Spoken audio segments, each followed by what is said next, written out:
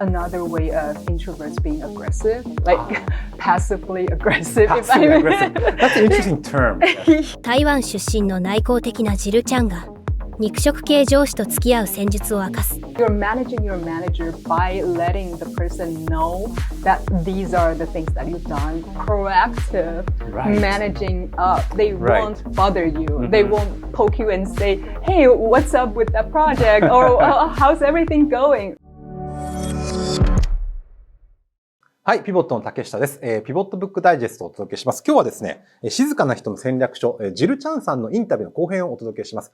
静かな人とか、恥ずかしがり屋さんとか内向的な人がビジネスでどう成功するのかと。で、前編で印象的だったのは、この静かな人ならではのアグレッシブさ、前向きさっていうのがあるんじゃないかっていう話をしました。で、後半では、このジルさんってアメリカの大学を出て、しかもアメリカのビジネス界でも成功しているので、その具体的なエピソードをもとに内向的な人がどう強くなれるのか、自分たちの良さを生かしながらタフになれるかっていう話をちょっと聞いていきたいと思います。I think you touched upon a very important point about oral communication because in East Asia, written communication is very valued Yes. as opposed to, United States, they talk a lot and they do like prompt meetings. Yes. And Yes. so it's difficult to have, these kind of small talks. Yeah. How can you overcome such? I have my pocket topics. Ah. I believe probably many introverts do the same thing too. When I go into a social networking event, I will have some topics that I'm ready to talk about, like the weather, like food, like traffic, those type of things are very common among business people. So it's always a good start. And then when the conversation starts, I'll just listen and I will listen carefully, gather information, and then ask them deeper about the information they provided. And that goes on. And then we will have a good conversation, in-depth conversation. That's because after the pandemic, I think oral communication is becoming more important because of Zoom and Google Meet and online video conferences. So I think it's kind of a dark time for introverts because they have to do a lot of those meetings. Really? Yeah. But online meetings are so much better than physical I meetings. see. So it's more comfortable for you to do a Zoom call. Yes. I just need to show my upper body and I can wear my slippers. We should do this interview on Zoom. No. Okay. But I still love meeting people in person. It's very different. But I've been remote working for 7 years. Wow. Also now. Before the... long time before the pandemic, I've been working because we are an international team. It's very impossible to have everyone in the same room, right? So we've been remote working for a very, very long time and it worked well for our team. And there are some techniques and some challenges in like 100% remote working setting, but I think for introvert, that's like paradise for me. I see.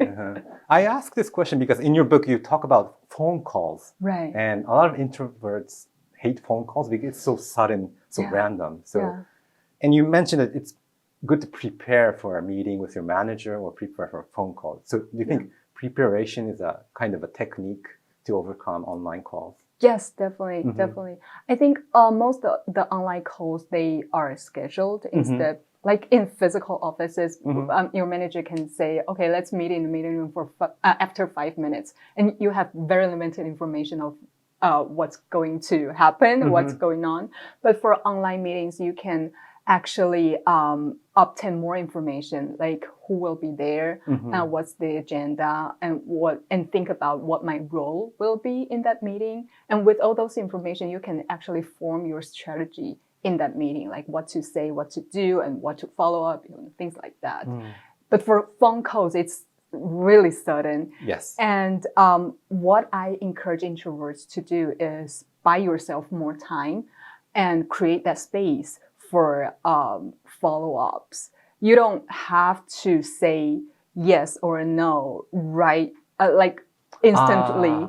After gathering all those information, you can say, okay, can you give me an hour and I'll get back to you. So that within that hour or even 20 minutes, 10 minutes, you can have the time to absorb all this information. You can do your homework and then you can make your careful decision without hassling, like without because phone calls seem that you have to make prompt, instant, spontaneous decisions, but you can step back and say to the person, please wait a minute, and after the call you can relax and think about it. Right. Yeah, I think it's very important for introverts to create a space that's at your advantage. Because extroverts, they are better at giving immediate feedback and they want answers right away, right? But as introverts, that's not what we're good at. So we need to fight for that space. We need to fight for that flexibility. And once we have that space and flexibility, we can do better. Because extroverts are good at controlling the space and atmosphere. Yes. That's why I hate drinking with clients, because there's a person who always creates the atmosphere. We call it creating the atmosphere in Japanese, 空気を作る. I hate that. So you cannot break that atmosphere. It's very difficult to create your own space when we're drinking. But you found your own way of avoiding that and creating your own space, right? That's a good advice.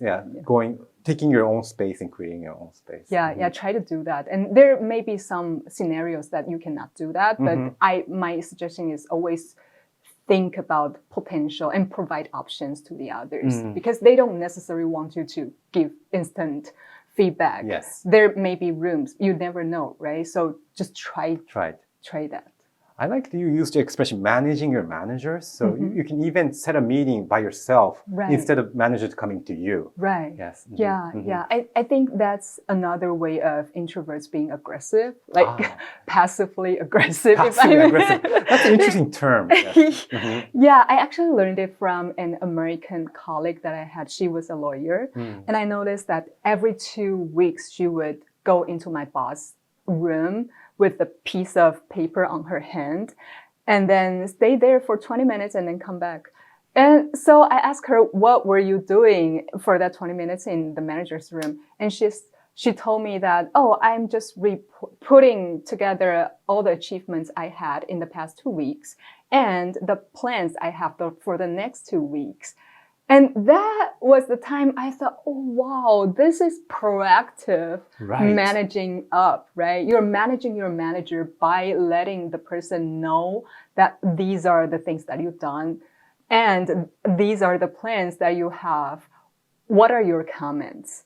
So I think that's a very good way of being active and aggressive in managing your manager's expectation. And at the same time, it also helps to let the manager feel safe because you're controllable. They know what you're doing and they know what you're going to do. So they feel safe. They won't bother you. They won't poke you and say, hey, what's up with that project? Or how's everything going? Right?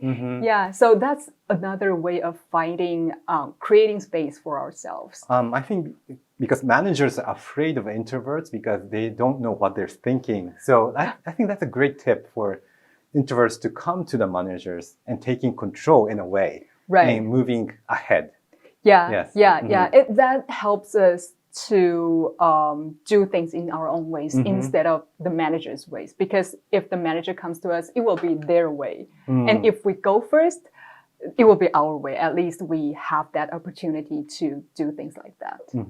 Any other advice? Because your talk is very inspiring for the viewers. So yes, any other office tips? Office tips. I would say introverts tend to prefer use like emails or texts, but I think like phone calls or meetings or even in-person meetings are still very important, especially after COVID, and people are getting more disconnected and now people want to connect again. So I would say that just like what I said, you can do something aggressive, more active about it.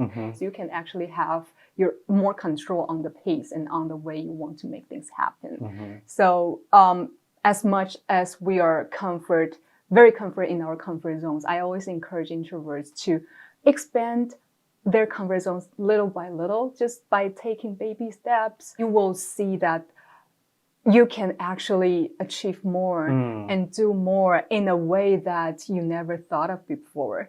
So I don't think startup entrepreneurs are comfortable with comfort zones, right? But for introverts, it's important to expand that comfort zone gradually instead of like right away. Right. Yeah. And that's one of the ways to be aggressive in their own way. Exactly. So I just want to pivot our conversation to technology because you mentioned about social media in your book. What do you think about ChatGPT? It's so helpful. It's very powerful for everyone. I think, as an author, I have a lot of author friends and people are already using ChatGPT to write their books.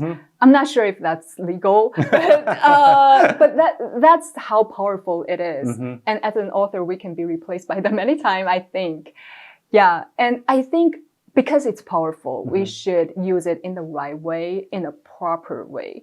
So I think, for example, ChatGPT is perfect when it comes to like translation or gathering information. You don't need to Google all those gathered information anymore. It's a great way for introverts to do our research or to do our anything, market analysis or anything. But that also brought me back to the thought of, as a person, as a human being, what's my value? If ChatGPT can write a book, even better than the book I write, what am I doing here? Right? And if I'm a translator, if I'm a lawyer, if they can pull up information like just like that. True. I spent so many years in my education to get a lawyer's registration. What should I do with this? Right. So I think back to the nature of human society, I think it's a time for us really to sit back and think a little bit, okay, it's a tool, but how should we make best use of that tool without getting replaced?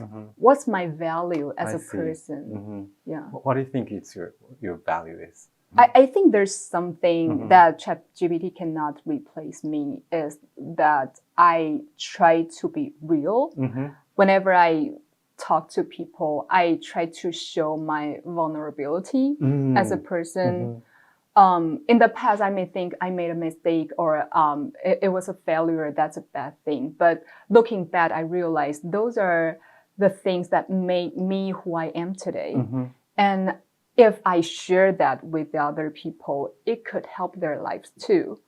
And the same in the workplace. Like if the manager makes a mistake, or made a wrong decision, that's a lesson learned. That's not something ChatGPT can share with you. True. Like if you do this, you will fail. And then, it's not like that. We as humans, we have our feelings, we have our experiences. If ChatGPT write a book about introverts, it's probably like full of theories but not so many personal stories. And I think especially that failure and the things that you think that are not so good are actually very, very, are actually what made us unique, what made us different from ChatGPT or any AIs. So I think that having this human experience in life, in the society, in the world, it's critical. I 100% agree because I think that one of the reasons this book is doing well because it's you yourself are introverts and people feel the reality of it. So maybe so this book is full of research, scientific evidence and a lot of literature.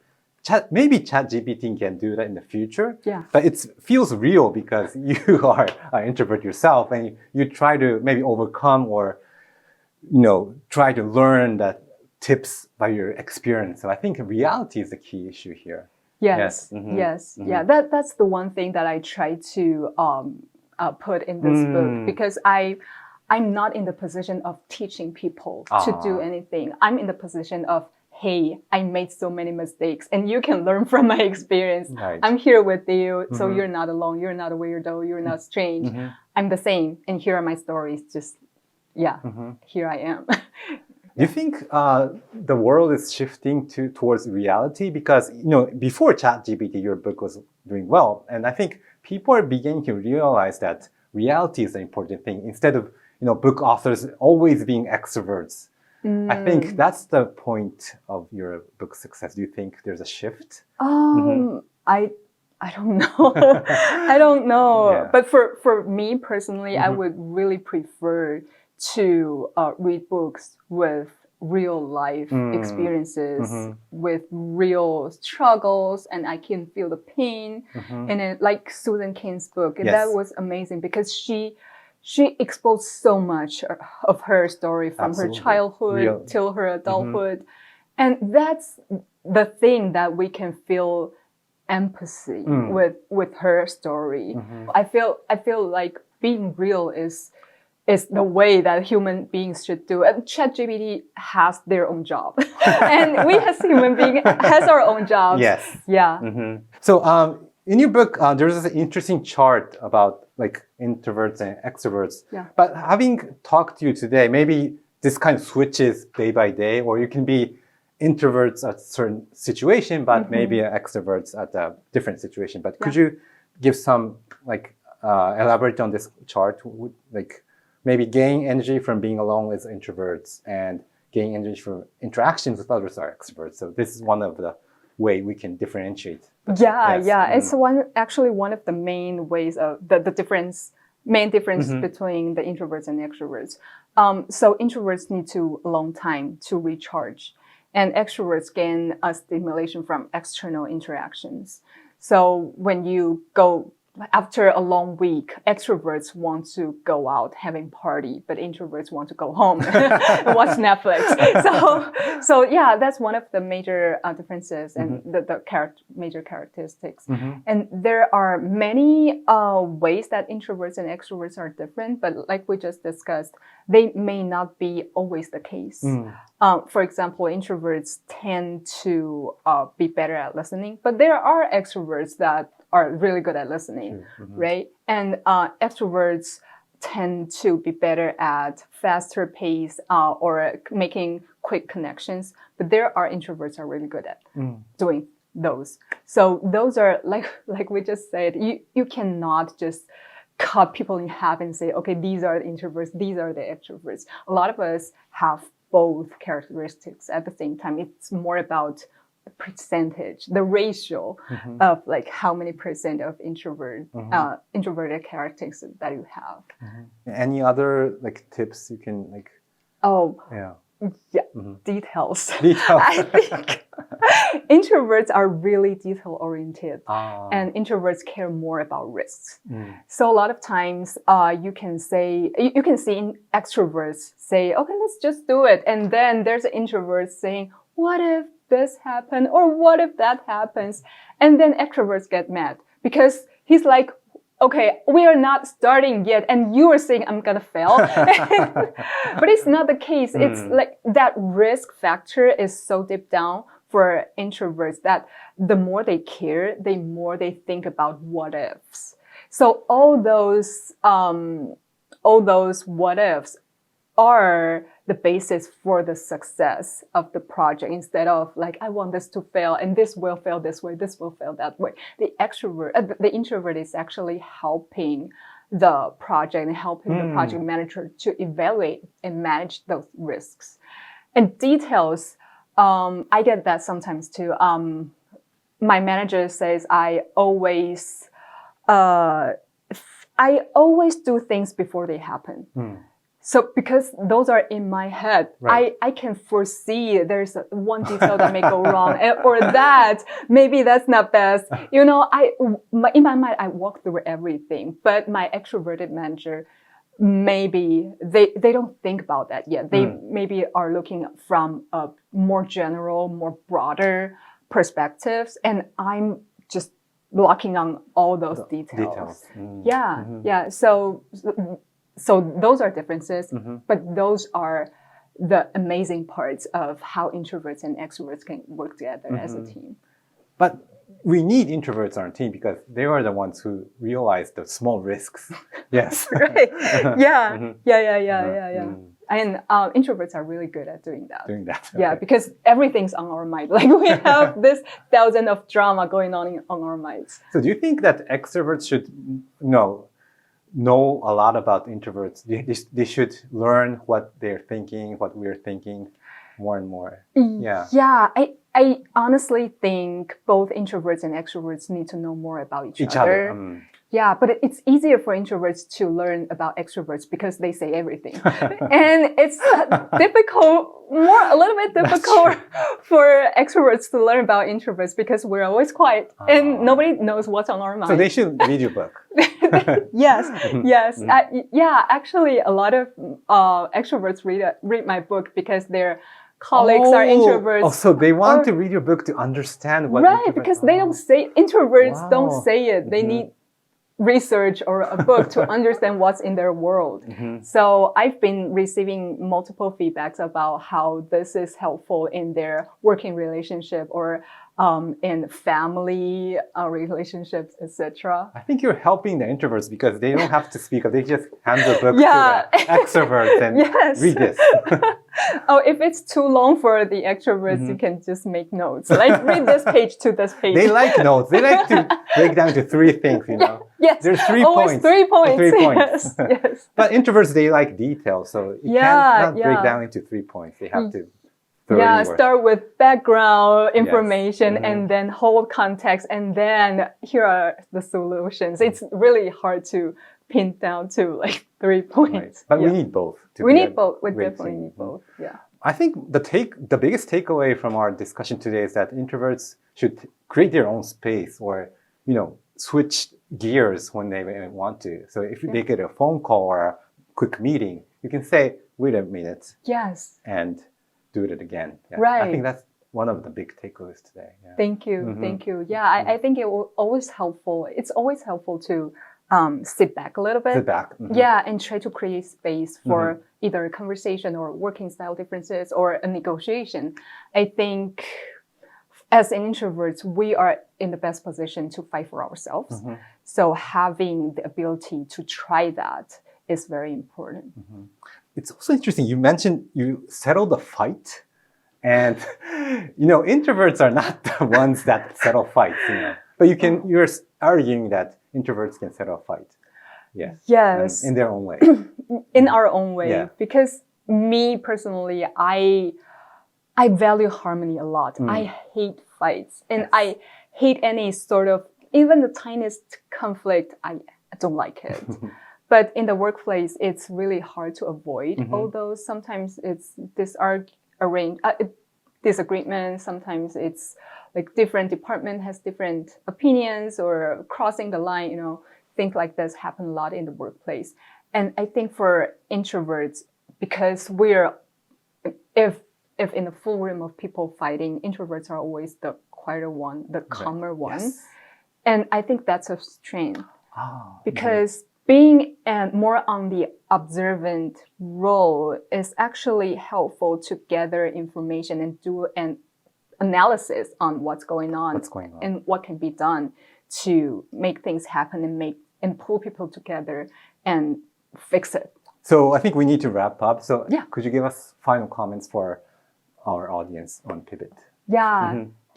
So I think being an introvert is definitely a good thing. And the most important thing is really to embrace yourself, to know yourself first, and then to embrace your personality and start from there to create and design your own strategies to achieve the goals that you want.